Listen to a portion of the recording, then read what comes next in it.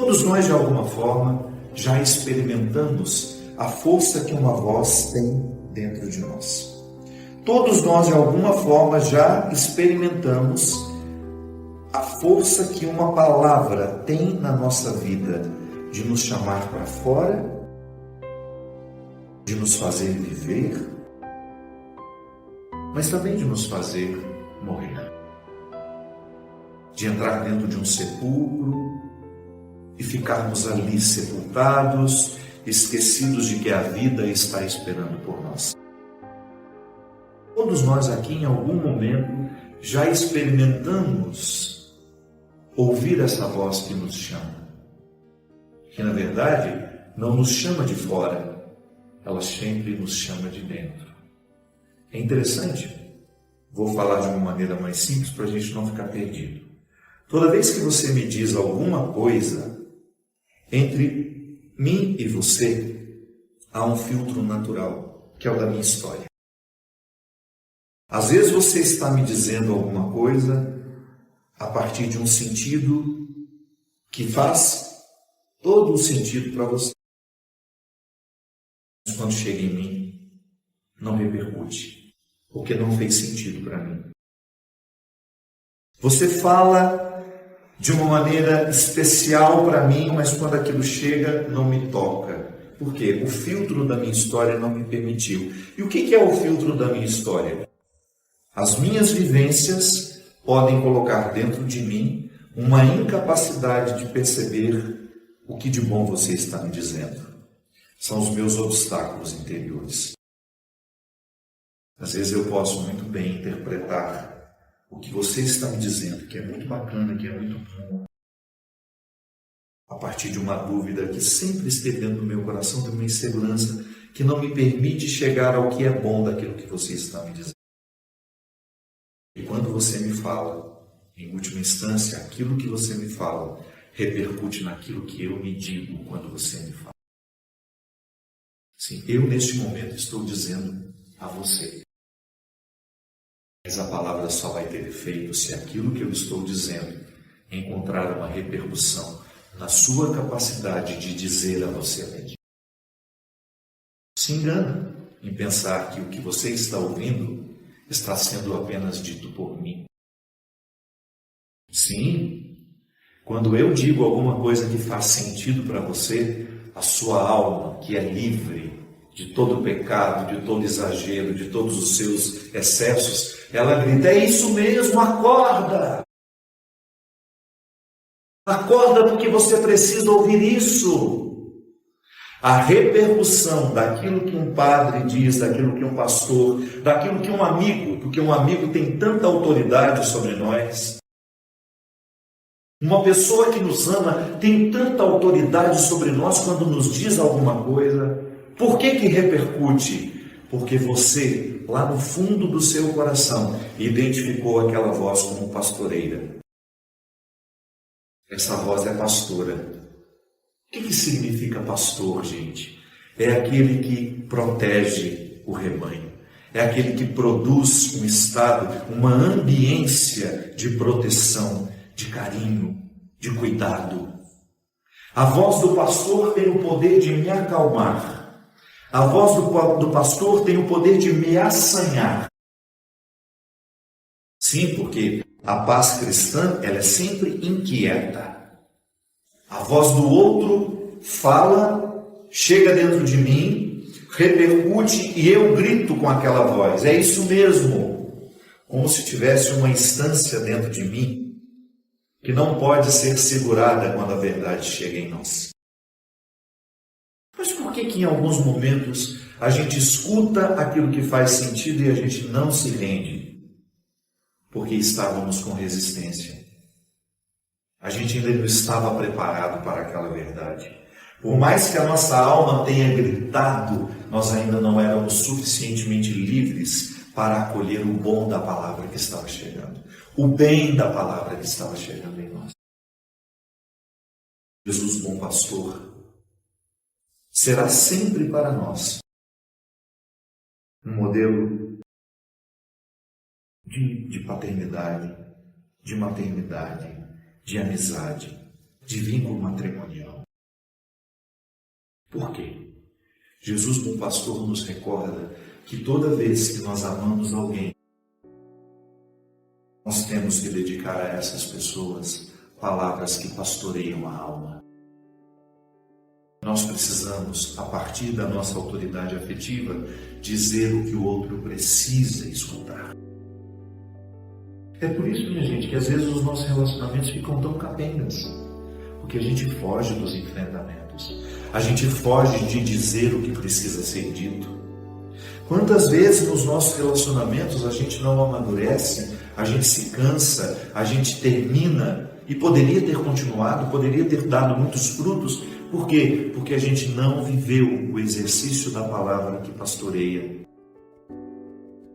Padre Fábio, escutei essa semana na internet que Deus odeia o pecado e também o pecador. Num vídeo em que uma pessoa fazia uma abordagem sobre este tema. Mas desde pequena eu aprendi que Deus é amor, que não tem ódio nenhum no coração dele, e que por isso ele mandou seu filho para morrer por nós numa cruz. Como é que ele pode odiar todos os seus filhos? Minha filha, você deve ter entendido errado. A palavra de Deus, ela nos fala, ela nos leva a entender que Deus tem uma profunda rejeição pelo pecado, mas não pelo pecador. Eu sei que é uma diferenciação difícil de ser feita. Na verdade, a distinção ela é muito difícil. Como é que eu posso dizer que eu odeio o pecado do Christian, mas não o odeio como pessoa? Não é difícil de entender isso? Porque você tem as suas atitudes erradas, e eu corro o risco de confundir você com suas atitudes. E essa é uma diferenciação interessante. A pessoa não é só aquela atitude. E é por isso que a gente precisa distinguir. Deus me ama de maneira incondicional. Ele não muda de ideia. Ele não muda de ideia porque eu deixei de ser uma pessoa boa, não. Não posso nem dizer. Deus não ama mais o Papa do que ama o que está preso, o que cometeu um crime. Não, essa teologia não existe. O que acontece é que nós podemos dizer que aquela pessoa que está vivendo o crime do pecado corre o risco de não perceber mais o amor de Deus. Não é que Deus deixou de amar.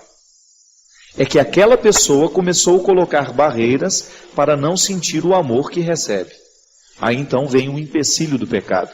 Por isso Deus odeia o pecado. Porque Deus não tolera qualquer coisa que venha impedir que o ser humano conheça o seu amor. O grande empenho de Deus em tornar-se conhecido na história é para que a humanidade seja beneficiada com o mistério da sua misericórdia e do seu amor.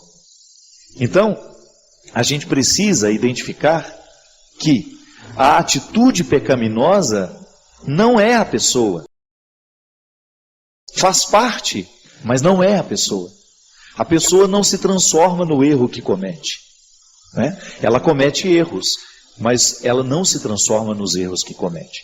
E por isso que o mistério da salvação em nós é justamente quebrar o poder do pecado para que cada vez mais a gente seja este espaço, este território onde Deus tem a oportunidade de agir. Então, só voltando mais uma vez para esclarecer melhor. Deus ama o pecador, mas não tolera o pecado. Por quê? Porque o pecado é um empecilho para que o pecador tenha consciência do amor de Deus na nossa vida. É claro, minha gente, que por causa da nossa natureza, nós somos imperfeitos, somos criaturas. Já por ser criatura eu sofro de limites, é natural que eu me encaminhe muitas vezes para aquilo que é errado. Mas a religião, a experiência que nós fazemos com Jesus, ela é sempre para nos ajudar a entender onde é que nós estamos nos desviando, para que a gente não saia da mira deste amor tão transformador. Li uma manchete que anunciava o fim da humanidade. Baseada em Nostradamus, inclusive na própria Bíblia Sagrada, a revista previa desastres ambientais. A partir disso, lhe pergunto, como não se assustar? Como não se amedrontar com uma matéria que nos fala de catástrofes que vemos já nos dias de hoje? Como fazer com que nossa fé não diminua, mesmo diante de tudo isso? Como, Padre? Como? Desde já o meu agradecimento. Olha, eu não estou nem aí para promessas de Nostradamus, que o mundo vai acabar, que vai destruir. Sabe por quê? Eu tenho mais o que fazer. Então, enquanto não acaba, eu trabalho. Não é isso? Enquanto não acaba, eu luto. Enquanto não acaba, nós tocamos música, né, o Sábio? Vamos viver, minha gente. Esse negócio de ficar parado, prestando atenção nas tragédias, isso só nos torna mais trágicos. Estamos acabando de falar de uma profecia que não se cumpriu até hoje, que é de que o lobo e o cordeiro vão comer no mesmo prato. Vamos prestar atenção nas profecias boas. E vamos lutar para que a boa profecia se concretize nos nossos dias. Para que nós vamos ficar dando atenção a essas bobagens? Esse povo que sabe prever o futuro poderia muito bem nos dar os números sorteados da Mega Sena da semana que vem, não é? Esse povo lê a mão de todo mundo, mas não lê a própria vida, né? Você vai lá, que a taróloga, sei lá o que, tem o poder de ver o futuro. Tudo bem se você acredita nisso e se você pauta a sua vida. Agora, eu não. Eu tenho mais o que fazer.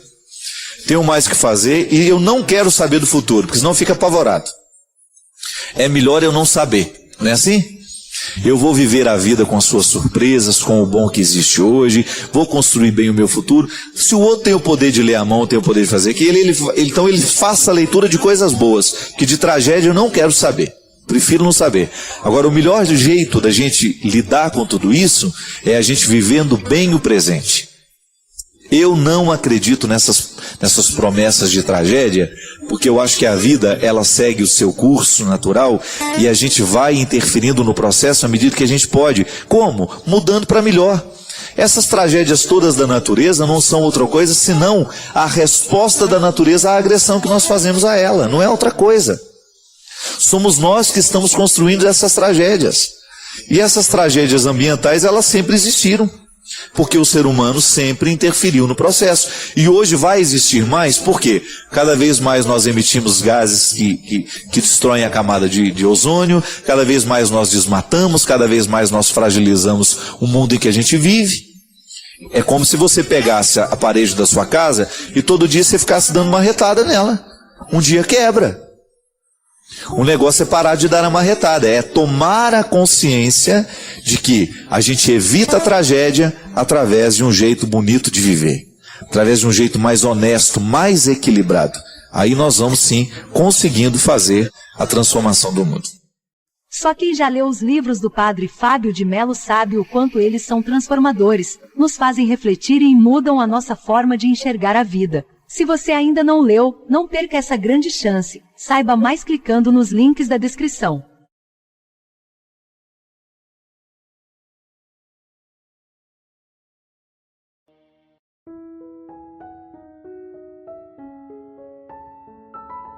Não, brincadeira, não está escrito isso aqui não.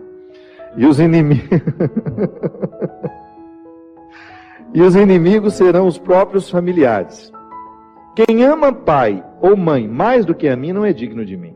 E quem ama filho ou filha mais do que a mim não é digno de mim. Quem não toma a sua cruz e não me segue não é digno de mim. Quem buscar a sua vida vai perdê-la. E quem perder a sua vida por causa de mim, a encontrará. Não é São Paulo que está dizendo isso, não é João, é Jesus. É um texto dito pelo próprio Mestre. Olha que interessante, minha gente. Quando você olha, quando você percebe que essa palavra dura de Jesus, é para nos ajudar a compreender a crueza da vida mesmo. Ele não veio passar manteiguinha no pão. Ele não veio nos propor moleza. O próprio Cristo nos diz que esta espada que ele coloca dentro dos nossos relacionamentos é justamente para nos fazer crescer. É para estabelecer bem os papéis. É a experiência do enfrentamento. Que isso a gente vai viver a vida inteira. Não pense você que sua relação com sua mãe é uma relação bonita que jamais será questionada. Não, não é assim não. A relação mãe e filha, se você não estabelece esse enfrentamento no momento certo, a paz não chega. Porque fica aquele conflito velado, não é assim? A mesma coisa na nossa relação dentro de casa, quando você percebe que está existindo um conflito que nunca se resolveu, porque as questões nunca foram colocadas para fora. A gente nunca teve coragem de colocar na mesa. Eu me lembro direitinho. O dia que porque o mineiro tem muita dificuldade de estabelecer um embate com a própria mãe. A mãe é um território sagrado que a gente não tem coragem de questionar, né? E eu me lembro que isso é muito cultural, a gente vem de uma família, de uma estrutura cultural matriarcal, onde a mulher tem um poder muito grande. E eu me lembro direitinho quando me chegou essa consciência, e eu falei com a minha mãe, mãe, eu amo tanto a senhora, mas eu sou também capaz de odiá-la. Aí a gente leva aquele susto, um filho odiar sua mãe. Não o ódio no sentido de querer matar, jogar pela janela, não é isso não. É no sentido de você rejeitar uma série de aspectos da personalidade dela que estão em você e que você assumiu por uma imposição. Quando você identifica que existem aspectos da sua personalidade que são muito parecidas com a da sua mãe e que você rejeita profundamente aquilo que você gostaria de ter o direito de se libertar. Então, mãe, a senhora é um território sagrado, mas eu tenho que ter coragem de reconhecer os excessos que a senhora provocou em mim. Aí, minha gente, parece que uma espada corta o coração dos dois, né? Mas a ressurreição que vem depois, porque você se desobriga, você começa a ter coragem de estabelecer os confrontos com todo o respeito que a mãe precisa e merece. Mãe é um território sagrado que nunca deverá ser desrespeitado, mas pode sim ser contestado na hora certa e do jeito certo. A senhora escolheu viver assim, essa não é a minha escolha. Então a gente precisa continuar se amando, a gente pode estabelecer esse embate e a gente continuar vivendo com profundo respeito um pelo outro. É assim. Quando Jesus fala que ele trouxe este embate, essa espada, não é para nos separar uns dos outros, não. É para nos unir do jeito certo. Porque às vezes uma união só acontece de verdade depois de muitos conflitos. A gente precisa se livrar das visões ingênuas. Essa pessoa é perfeita. Olha como nosso amor é lindo. Isso dura 2, 3 anos até que os príncipes retiram as máscaras. E você descobre que aquilo não passa de um rinoceronte, que tinha uma carinha bonitinha no primeiro momento, e é um monstro capaz de pisotear tudo que você tem de mais sagrado. Então, retiramos a visão ingênua dos nossos relacionamentos, e aí você começa a ter, de fato, um terreno palpável, onde o amor é possível. Sim, pessoas imperfeitas podem sim se amar e estabelecer relacionamentos muito bonitos, muito edificantes, muito interessantes. Mas então, eu a partir de agora vou contestar tudo. Não é assim não. Seja sábio. Começa a identificar o que na sua vida precisa ser enfrentamento.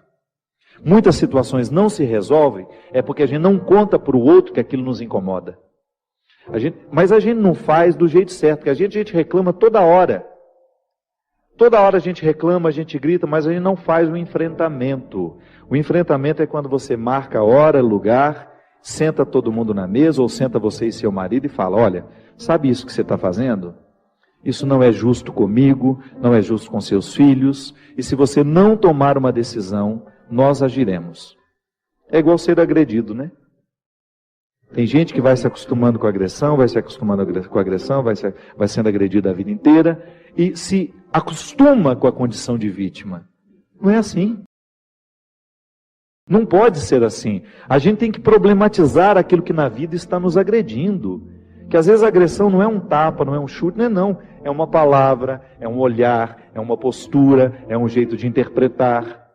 Então, se eu interpreto o outro como um eterno território onde eu posso manifestar todas as minhas iras, onde eu posso despejar todos os meus excessos, e ele se acostuma a ser isso, eu estou agredindo de maneira muito cruel, tão cruel quanto dar um tapa. Então, se a gente não rompe com se a gente não estabelece o enfrentamento que vai romper esse processo que nos adoece, é bem provável que a gente morra sem ter tido a possibilidade de pisar na terra prometida que nós podemos alcançar.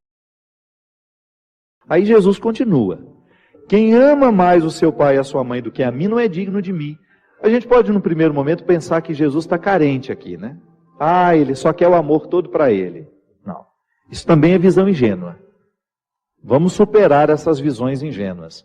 Aqui, o amor que Jesus está falando refere-se à capacidade de nós tomarmos tudo que ele nos ensina e colocar isso muito mais importante como aquilo que meu pai e minha mãe me ensinou. Que meu pai e minha mãe, por serem marcados pelo pecado, me ensina muita coisa errada. Mas me ensina muita coisa errada. Com o próprio exemplo dele dentro de casa. Quantos de nós, você que está me assistindo, pode dizer isso? Quantas coisas erradas na vida você viu dentro da sua casa? Eu não preciso ir muito longe para ver a perdição do mundo. Às vezes está ali dentro, com uma falta de testemunho, com uma falta de honestidade, com uma falta de verdade. Os vícios que nós criticamos tanto dentro, que estão presentes pelo mundo afora, às vezes estão aqui dentro da nossa casa, do nosso lado, sendo promovidos por pessoas que nos amam e dando o exemplo aos filhos que estão crescendo. Os nossos lares precisam de conversão, sim, minha gente. Então, quando Jesus fala, quem ama mais o seu pai e sua mãe do que a mim, não é digno do meu reino. Por quê? Porque não pode chegar ao reino aquele que não está convencido, tocado, modificado pela mente de Cristo. É cristianismo. É a mente de Cristo na minha. É o pensar de Cristo no meu. Mas isso parece uma dependência horrível, Se você quiser olhar como uma dependência, mas é uma dependência que só me faz bem. Porque não tem uma palavra de Jesus, não tem um só conselho que ele tenha deixado que se oponha à minha felicidade.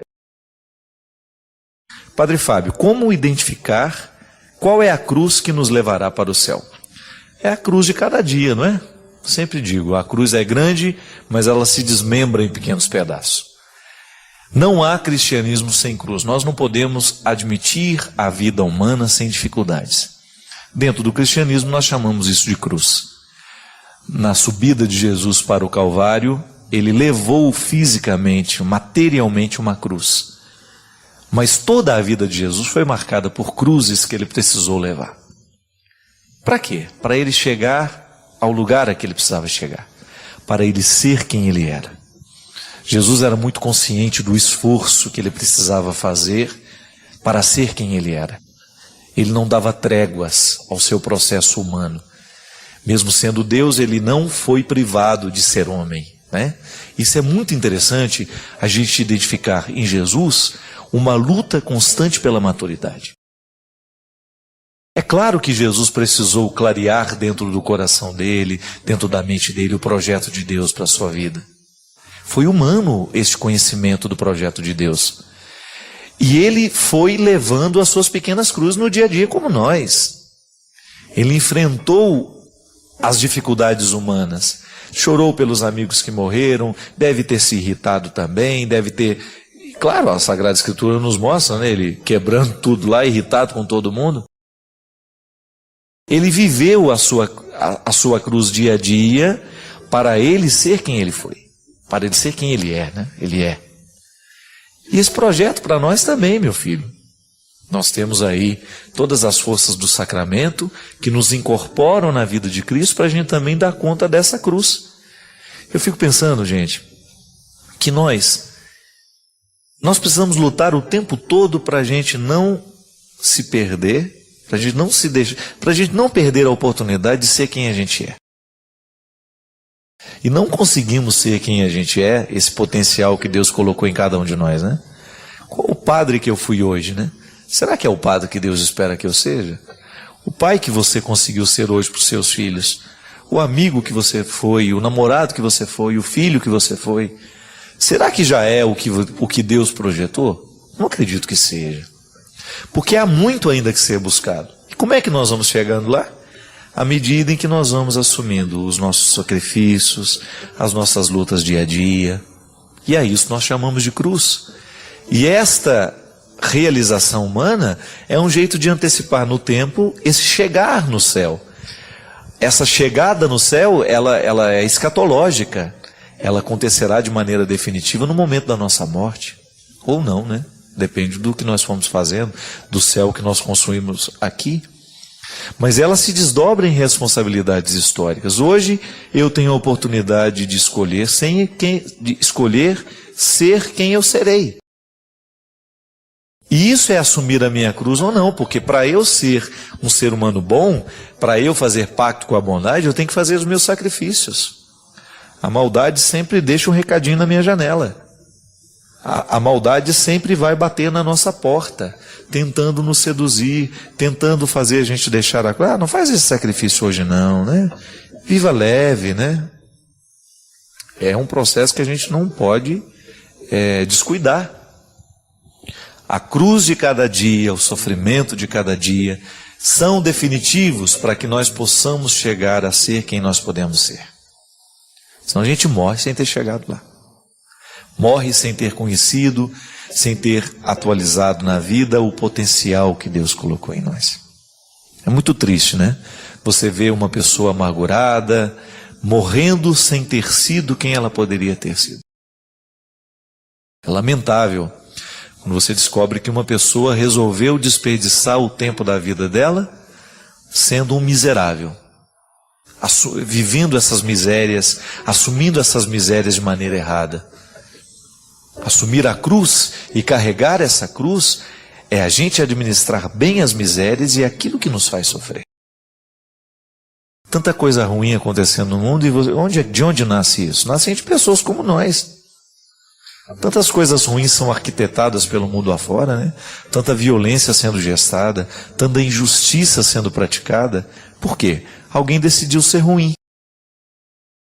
Alguém decidiu não levar a cruz. Alguém decidiu não fazer o sacrifício para ser melhor. Porque dá trabalho ser gente.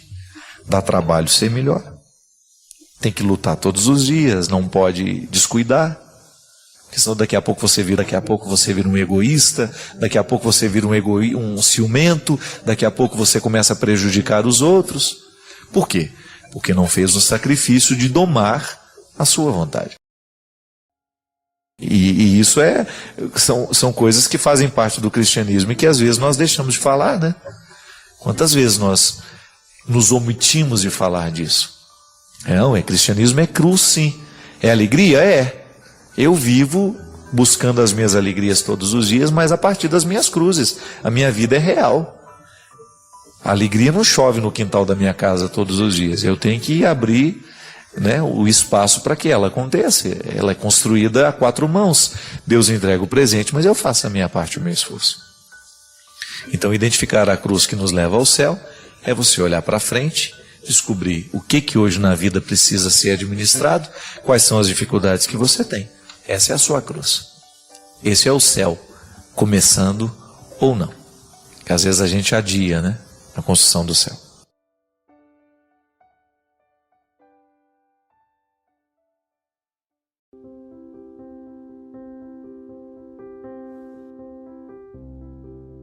Uma primeira pessoa fala aqui a respeito da síndrome do pânico que eu tive. Meu nome é Lucéia, sou de Goiatuba, interior de Goiás. Acompanho muito o senhor nos programas de direção espiritual e quando não assisto, vejo no YouTube. E isso tem me ajudado muito, pois desde janeiro eu estou em tratamento devido a uma depressão com transtorno de ansiedade e ainda sofro muito porque dentro de mim existem coisas muito mal resolvidas. Quando o Senhor passou pela síndrome do pânico, me mostrou o quanto devemos lutar e nunca desistir. E é isso que eu venho fazendo, sempre acompanhando o Senhor. E vivendo um dia de cada vez. Passei a buscar a Deus, e se não fosse Ele, talvez eu não estaria mais aqui. Um grande abraço. Lucéia, muito obrigado pela sua partilha, pela oportunidade que a gente tem de refletir essa questão. Eu sempre que posso eu trago aqui. A depressão é uma doença muito grave, muito séria. Ela, às vezes, considerada por muitos como uma frescura, né? E não. Nós temos, e você mesma disse, esses desconfortos da alma, eles nos agridem muito. E não é fácil lidar com eles. Mas é bom você perceber, eu vi que você está muito atenta a isso, pelo que você escreveu, que você identifica que existem coisas que estão mal resolvidas na sua vida. Esse é o ponto de partida. Às vezes a depressão é apenas uma consequência de uma vida que está sendo mal vivida. E não adianta tomar o remédio só. Se você não mexe na causa, o remédio vai tratar o sintoma e você vai ficar eternamente dependendo daquele remédio porque você não agiu na causa. E o agir na causa não depende de remédios, depende da nossa vontade. O remédio é muito importante para nos estabilizar, para nos dar um conforto emocional, sobretudo quando nós vivemos a dor aguda. Uma pessoa, por exemplo, quando passa por uma situação traumática, é possível que o médico indique alguns medicamentos para ajudar a viver aquela fase aguda. Mas depois o próprio médico vai ajudando a retirar, porque passou a fase aguda. Depois nós temos necessidade de lidar com a situação que nos entristece. Eu me lembro que acho que umas 2 semanas eu partilhei aqui com vocês justamente no momento em que eu identifiquei que eu estava vivendo assim um certo torpor, né? Nada estava me incomodando, estava tudo muito bom, e eu fiquei uma pessoa ótima, né? Porque você não vê problema em nada, mas eu não sou assim. Eu não sou assim. E eu percebi, muito conscientemente, eu percebi que aquilo era um resultado dos remédios em mim. Então eu procurei a minha médica e pedi a ela o direito de voltar a ser quem eu era, e poder administrar conscientemente a minha situação. É claro que a síndrome do pânico é muito perigosa, ela pode levar à morte se a gente não cuidar. Então nessa fase aguda a gente precisa mesmo do medicamento. Mas depois, à medida em que a gente vai superando, nós temos o direito e a necessidade de começar a recrutar os nossos próprios recursos. Que o grande problema, minha gente, é quando nós não enfrentamos o problema que nos deprime. Que às vezes é uma estrutura de vida que não foi modificada, às vezes é um emprego em que você não está feliz, às vezes é um relacionamento que está lhe fazendo muito mal e você não teve coragem de estabelecer uma nova forma de viver esse relacionamento. Às vezes é um estado de vida que está lhe fazendo mal. E se a gente não vai viver os enfrentamentos das situações que nos deprimem, que nos entristece, o remédio só vai adiar a dor. E infelizmente é assim. Eu fico muito preocupado de ver como facilmente nós nos encaminhamos aos remédios e como nós temos, porque estamos muito facilmente sendo encaminhados aos remédios, a gente fica procrastinando, adiando o tocar naquelas feridas que é necessário para que elas sejam curadas.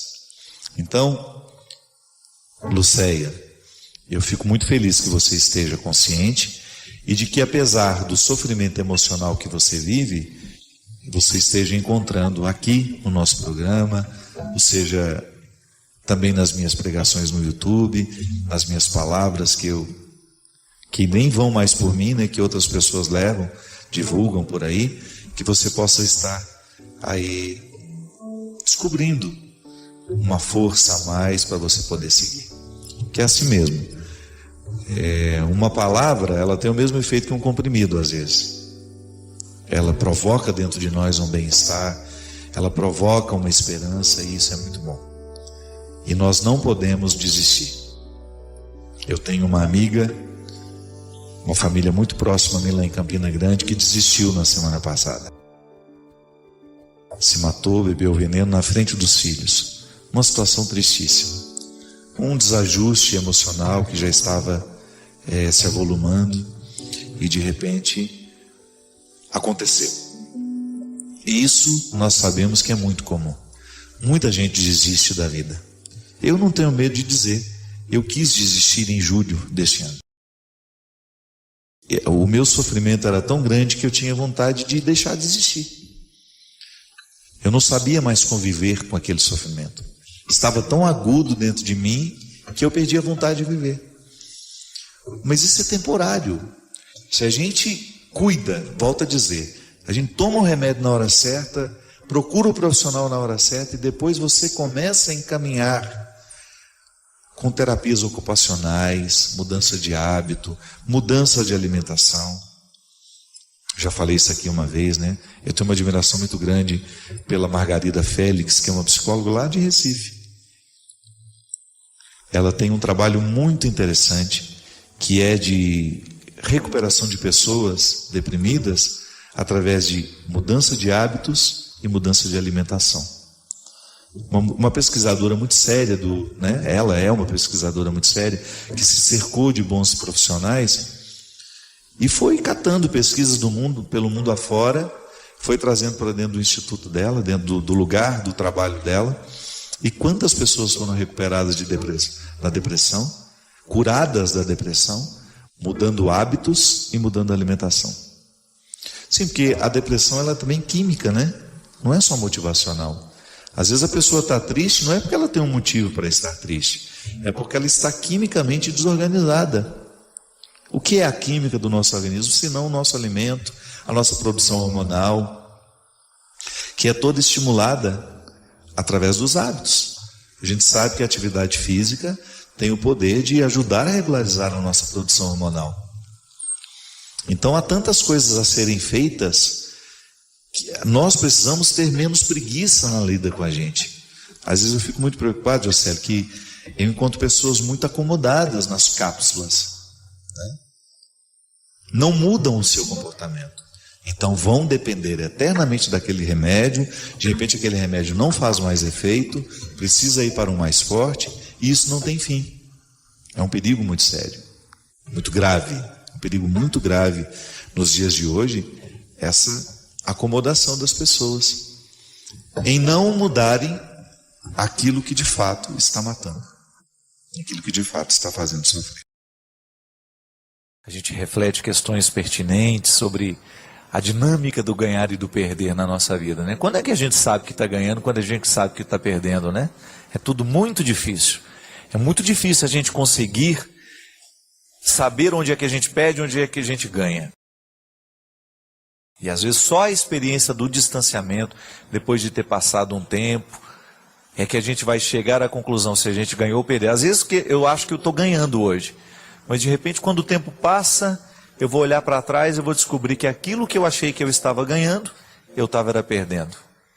Ou então aquilo que eu achei que eu estava perdendo, depois de um tempo passado eu olho e descubro que na verdade eu ganhei. É a vida. E é sobre isso que nós escrevemos neste livro. Como é que nós podemos ter um pouco mais de clareza sobre a dinâmica do ganhar e do perder? Porque quando a gente tem essa clareza, a gente acaba vivendo melhor essa dinâmica. A gente começa a identificar que naquele momento em que a gente parece que está perdendo, na verdade a gente pode estar ganhando. É como o aluno que precisa se preparar para o vestibular, né? Ele perde 1001 oportunidades no tempo em que ele está se dedicando aos estudos. Mas isso é importante. Porque ele está perdendo a oportunidade de ir naquela festa, ele está perdendo a oportunidade de estar lá no clube, mas ele está ganhando o conhecimento que depois lhe dará a oportunidade de ter uma boa faculdade, de fazer um bom curso e depois de ter a vida inteira para poder aproveitar, né? Uma das grandes dificuldades, minha gente, que na vida a gente enfrenta é justamente a gente não saber eleger o que é verdadeiramente importante na nossa vida. O que verdadeiramente importa neste momento?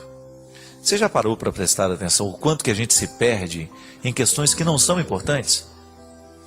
Eu me recordo, eu tenho um casal, que são grandes amigos meus, apesar de ter muito tempo que eu não os encontro, eles moram em São José do Rio Preto, que é a Grazi e o Alex. E quando estava para nascer a primeira filha deles, na verdade eu fiquei sabendo que a Grazi está grávida da segunda, quando estava para nascer a criança, eles acordaram de madrugada e a Grazi passando mal para ir para o hospital. E aí ela naquela confusão, ela já com a malinha dela pronta, sentindo as contrações, né? E nada do Alex vir, ela já parada na sala com a malinha para poder ir para o hospital e nada do Alex. Aí ela entra dentro do quarto, o Alex estava estendendo a cama. De madrugada. E aí diz que ela ficou assim irritada. Alex, pelo amor de Deus, eu estou aqui quase parindo um filho aqui no meio da sala e você arruma na cama. Claro, naquela hora, eu acho que ele também estava tão desesperado que ele resolveu o conflito dele estendendo a cama, né? Mas veja bem, naquela hora, estender a cama não era importante. Ficasse bagunçado, quando voltasse, alguém iria arrumar. Mas às vezes a mesma coisa acontece na nossa vida. Uma coisa importantíssima está para acontecer, e ao invés da gente se dedicar àquilo que é importante, a gente começa a colocar atenção em bobagens, em coisas que não fazem a diferença. E aí, minha gente, nós perdemos a oportunidade de qualificar o momento presente, né? Quantas pessoas a gente encontra pela vida colecionando amarguras porque não souberam escolher bem naquele momento? O livro fala sobre isso. É importante demais a gente saber fazer escolhas. As escolhas, elas determinam se a gente vai ser feliz ou não. Aquilo que a gente escolheu hoje, aquilo que a gente está escolhendo agora, o contexto das escolhas é muito sério. É muito sério. Porque é esse contexto que vai nos dar o futuro. Eu fico muito triste, né, e vejo às vezes jovens já aos 16, 17 anos, fazendo a opção pelo cigarro, fazendo a opção pela droga, fazendo a opção pelo álcool. Qual será o futuro de um rapaz que aos 16, 17 anos já optou pelos vícios? Será que o futuro vai ser promissor? É pouco provável. Por quê? A gente sabe o que a droga faz na vida de uma criança, na vida de uma pessoa. Você já viu alguém ser feliz com a droga? Nunca na minha vida eu encontrei alguém que fala, olha, eu só fiquei grande, eu só dei certo na vida porque eu bebi. Eu só dei certo na vida porque comecei a fumar maconha desde cedo. Não existe isso. A droga só tem o poder de nos fazer mal. Não tem outra coisa. Ela só faz mal àquele que escolhe. Agora eu fico impressionado de ver que tem gente que ainda escolhe. Ou então o namoro, né? Começa a namorar, tá vendo que não dá certo, que o namoro não está mostrando um bom relacionamento futuro e mesmo assim casa com aquela pessoa. Como é que pode querer ser feliz no futuro se não foi capaz de preparar a felicidade no presente? E aí, é disso que nós estamos falando. Às vezes a melhor maneira de ganhar é perdendo na hora. É você falando, olha, por mais que eu vá sentir falta de você, eu preciso terminar esse namoro. Porque nós não nascemos um para o outro. Nós temos incompatibilidades muito radicais, nós temos muita dificuldade de conviver, e eu não quero levar esse inferno para a minha vida, né? E às vezes o inferno da vida inteira é porque a pessoa não soube se livrar da paixão daquele momento, daquela hora. E aí escolhe errado, casa a si mesmo e depois vai viver uma dificuldade imensa ao longo da vida. Ou então não leva a sério o momento presente, não leva a sério o empenho que precisa ter, não educa o filho do jeito que precisa educar, não dispensa a ele o tempo que ele precisa. E aí, como é que faz? Como é que nós vamos ter um filho bem educado, uma pessoa que dê certo na vida, se no momento em que as pessoas escolheram por ela, escolheram errado? Isso é tão sério, gente, porque quando eu escolho criar o meu filho de qualquer jeito, eu estou privando este meu filho de encontrar o equilíbrio na juventude.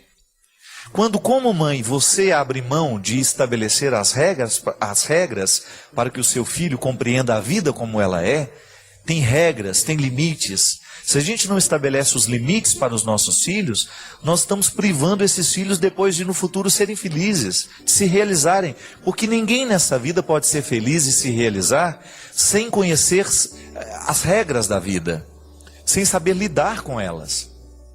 Aí você tem essa geração do tudo pode, ninguém pode proibir de nada, ninguém pode cercar, ninguém pode dizer uma palavra mais, não. Cuidado. Aquilo que a gente deixa de fazer no momento presente pode ter consequências muito sérias na nossa vida e na vida dos outros. Quando a gente faz isso com as crianças, é um crime duplamente qualificado, não é? Por quê? Porque eu estou privando aquela criança de ter uma formação adequada. Por isso que não pode parir antes da hora, não pode ser mãe antes da hora, não pode casar antes da hora. Nós precisamos parar de acelerar as coisas.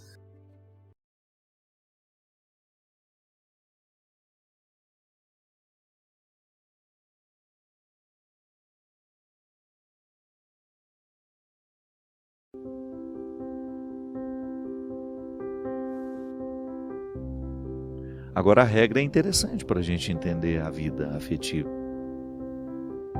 Por que eu tenho tanta dificuldade com aquela pessoa? É o resultado nosso. O encontro gera um resultado humano, existencial. Por que eu gosto tanto de estar com aquela pessoa? Por causa daquilo que ela provoca em mim quando ela me encontra. Existem pessoas que conseguem extrair de nós que as outras não conseguem. Eu estou passando por uma experiência muito interessante, que é de ser biografado. O biógrafo, que é o repórter Rodrigo Alvarez, aliás, eu me sinto extremamente honrado de ser biografado por um homem da grandeza do Rodrigo, do ponto de vista profissional, do ponto de vista humano, um ser humano extremamente capacitado, sensível.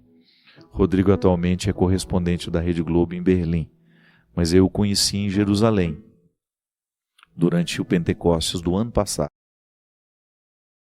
E eu me lembro que eu fui dar uma entrevista para o Rodrigo, e antes da entrevista, fui até o Gilberto, da Obra de Maria. Pelo amor de Deus, conversa com o Rodrigo ali, que ele precisa depois fazer uma reportagem, e a gente acha que você, o senhor e o padre Reginaldo Manzotti é que deveriam conversar com ele. Aí tudo bem, ficamos ali batendo um papinho antes da entrevista, e ele ficou muito curioso com a minha maneira de ser padre no Brasil. E depois a nossa conversa continuou, mas não é isso que eu queria falar. Neste período de ser biografado, eu tenho que pôr minha vida na mesa, né? Eu tenho que lembrar fatos, pessoas que passaram por mim, que me ajudaram a ser quem sou. E o que é interessante é perceber, pegar esses personagens ao longo da minha vida e identificar o que cada personagem provocava em mim. E foi muito interessante identificar algumas pessoas do passado, algumas que já morreram inclusive, que são absolutamente responsáveis pela minha maneira de ser hoje. Eu já estava esquecido disso.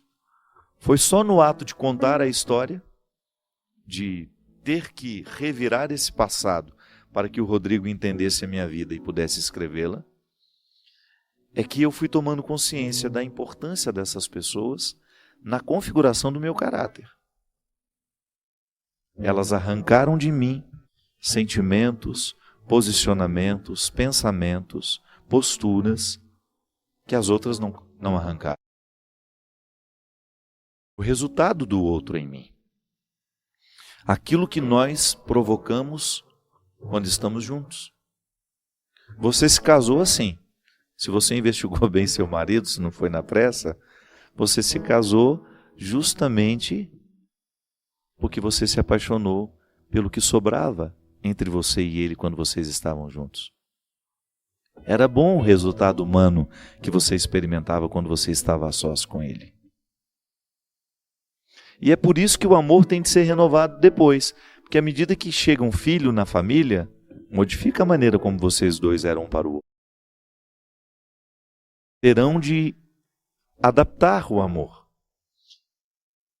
Da mesma forma, quando alguém é arrancado. Por exemplo, um casal que perde um filho de acidente, uma doença. As estatísticas dizem que muitos casais, depois de enfrentarem a perda de um filho, passam pelo processo da separação. Sabe por quê? A psicologia explica, é muito simples. Porque a maneira de sentir e interpretar a ausência do filho é diferente no homem e é diferente na mulher. E às vezes não há entendimento, não há uma compreensão dessa diferença. Então, ou a mãe acha que o pai não está ligando para a perda, ou o contrário. Tudo vai depender da intensidade com que essa perda é sentida no coração de cada um. Não é interessante isso? Então, quando alguém chega, a relação dos dois é modificada. Mas também quando alguém é arrancado, a relação é modificada. É o que o outro provoca em nós. Então, Júlia, terá de investigar se essa, que para você é uma possibilidade de ser amigo dele, até mesmo uma necessidade, porque você gosta do resultado de quando você está com ele como amiga, mas não gosta do resultado como você está com ele quando namorada. Pode ser que na perspectiva dele ainda não seja possível essa amizade. São os mistérios do nosso sentimento, minha gente. O ser humano é muito misterioso. É muito enigmático. Né, minha Bia querida? Minha produtora querida. Ela está ali no fundo dizendo, é verdade, padre. Se estivesse sentindo profundamente o que eu estou dizendo. O ser humano é misterioso. É por isso que, gente, nós temos que frear muito a nossa língua para fazer julgamentos precipitados, para chegar a conclusões precipitadas. Nós somos puro mistério. A gente precisa muito mais se observar. É a observação que vai dando a gente condições, habilidade para lidar com o outro, para ser pai dele, para ser mãe, para ser irmão. É assim.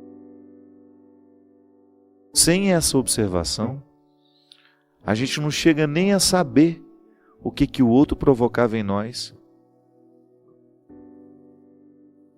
E você sabe que quando a gente tem essa sabedoria, esse pensamento um pouco mais profundo, a gente começa a entender até o porquê que a gente tem implicância daquela pessoa. Porque é natural, não tem como evitar. Algumas pessoas a gente é mais simpático, outras menos. Eu sei que algumas pessoas querem que eu não sinta isso porque eu sou padre. Me desculpe, não é assim que funciona. Eu não tenho direito de desprezar ninguém, não tenho direito de tratar ninguém mal da mesma maneira como você não tem. Não é porque eu sou padre. Não é porque eu sou um menino educado pela dona Ana. Agora, o meu sentimento de querer proximidade com esse ou com aquele, me desculpe.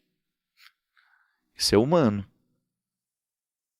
Eu não tenho o direito de negligenciar a minha oportunidade de ser padre na vida de alguém. Mas eu tenho o direito, sim, de eleger os que participarão da minha intimidade. Não é porque eu sou padre que eu perdi esse direito, não é não. E é uma questão também de educação do outro e de maturidade entender isso. Nossa, eu gosto muito dele, mas nós não somos amigos da maneira como eu queria. Porque há limites. Não estou falando de mim mais não, viu? Estou falando de você com os seus relacionamentos. Que às vezes você insiste com o outro e desconsidera que aquilo que você provoca nele não é bom, não é satisfatório para ele. Pode ser que eu seja muito pessimista, né? Ou então que eu tenho um espírito de vítima, e aí quando eu me aproximo do outro que já teve isso também e que teve a possibilidade de vencer isso, aí ele enxerga em mim aquilo que ele não gosta nele, aí ele tem dificuldade comigo. É assim que funciona. Eu, por exemplo, quando eu começo a identificar as minhas dificuldades com este ou com aquele ser humano, eu inevitavelmente descubro aquilo que foi difícil em mim. O vitimismo, por exemplo, é difícil para mim, de conviver com uma pessoa que tem espírito de vítima, que tudo ela acha que a gente falou para magoar, que tudo ela é a pior, é a última da lista. Nossa, meu Deus do céu. Por quê? Porque eu também já tive isso. E graças a Deus superei. Então toda vez que alguém se aproxima de mim com esses sentimentos, eu tenho uma sensação que ela está trazendo o cadáver que eu já sepultei. E eu não quero velar mais esse cadáver. Eu quero ter o direito de não conviver com os cadáveres que eu já sepultei. E se o outro insiste em não sepultar os seus cadáveres, o problema não é meu.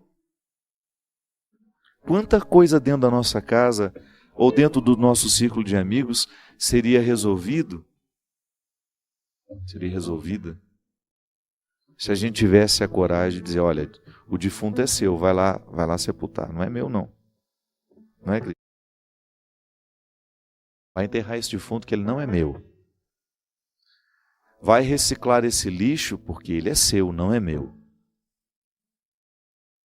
E aí o outro faz aquele estardalhaço, chama você de injusto, chama de você de seletivo, chama você de aborrecido, diz daqui, faz parte da necessidade que a pessoa tem de fazer o seu showzinho, chamar a atenção por ser a pobrezinha necessitada de afeto, disso, daquilo. Isso é diabólico, isso não edifica ninguém. Nunca vi uma pessoa ficar mais grandiosa, mais feliz, alimentando esse tipo de comportamento. Mas sempre tem alguém que bate palma para o maluco dançar. Então o maluco chama a atenção do outro e eles vão ser malucos juntos. Agora, quando nós queremos essa sanidade espiritual, essa sanidade afetiva, a gente vai fincando o pé no território e dizer, olha, a partir daqui não passe. Até aqui você é bem-vindo. Depois disso, não mais. O território é sagrado. É direito meu estabelecer isso. É direito seu. Então, Júlia, pode ser que, enquanto você insiste naquilo que para você já está resolvido, seu namorado, ex-namorado, ainda não conseguiu resolver. Volto a dizer, a gente precisa ser muito atento, estar muito atento, para que a gente não imponha um fardo sobre o outro, que para nós já não é fardo. Pode ser que para mim seja fácil levar, para o outro não é. Mas então também eu tenho o direito de dizer, resolva-se. E depois pode ser que o nosso encontro mais daqui 10, 20 anos, ele seja mais leve, ele seja mais satisfatório. Porque às vezes também é assim. Às vezes você insiste em resolver situações ou estabelecer vínculos que não são para agora. O tempo vai mostrando para nós o que é importante. E a gente vai vivendo aquela sabedoria bíblica de separar o joio do trigo. Da mesma maneira como nós separamos conhecidos de amigos. Uma coisa é certa, Deus é nosso amigo e não quer nos ter como conhecidos. Quer nos ter como verdadeiros amigos. Permitir que esse evangelho penetre o mais profundo da nossa consciência é viver essa amizade da maneira mais radical, isto é, permitindo que esse amor de Deus por mim me transforme nas minhas raízes.